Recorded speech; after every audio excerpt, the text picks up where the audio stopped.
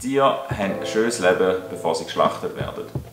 Die Wildnis. Sie kann wunderschön sein, aber für den Durchschnittsschweizer vom 21. Jahrhundert ist die Vorstellung, sie in Hai und dem Coop den Rücken zuzudrüllen und ein Plätzchen im Wald zu finden, nicht gerade wirklich einladend.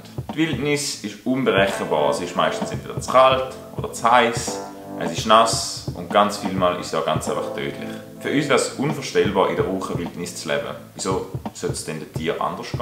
Wenn ein Tier sich entscheiden müsste zwischen einem warmen, überdachten Strohbett oder einem watschigen Waldboden, würde sich wahrscheinlich ziemlich sicher für die erste Option entscheiden. Und das ist ja ziemlich genau das, was eine Bäuerin macht. Sie gibt ihren Tieren Silage zum Essen, sie sichern die medizinische Versorgung ab und schauen, dass alle ihre Tiere im Schermen schlafen können. Rundum Vollservice wie im Hotel. Der einzige Haken an dieser ganzen Sache ist aber, dass so Hotels einen ziemlich hohen Preis haben. 212'000 Tiere zahlen in der Schweiz pro Tag in so Hotels mit ihrem Leben. Ich weiss jetzt das auch nicht, ob ich einchecken will.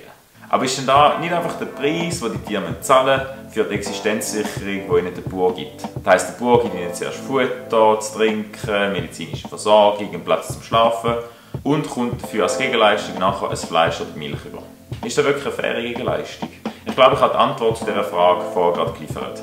Ich selber würde nie in so einem Hotel einchecken. Lieber würde ich probieren, mich in der Wildnis auf eigene Faust durchzuschlagen und im Winter dann halt in den Süden runterzuwatscheln, anstatt dass ich mit Sicherheit nach einem Zehntel von meiner eigentlichen Lebenserwartung umgebracht werde. Ich will lieber riskieren, dass ich in der Wildnis nach 15 Jahren vielleicht schon an einem schmerzhaften und langsamen Tod stirb, anstatt dass ich mit Sicherheit nach einem Lebensjahr einen Bolz in den Kopf gejagt bekomme. Egal wie mein Leben vorher ausgesehen hat. Aber es gibt sicher auch Menschen, die den Deal gerne eingehen würden. Ein kurzes, aber sicheres Leben.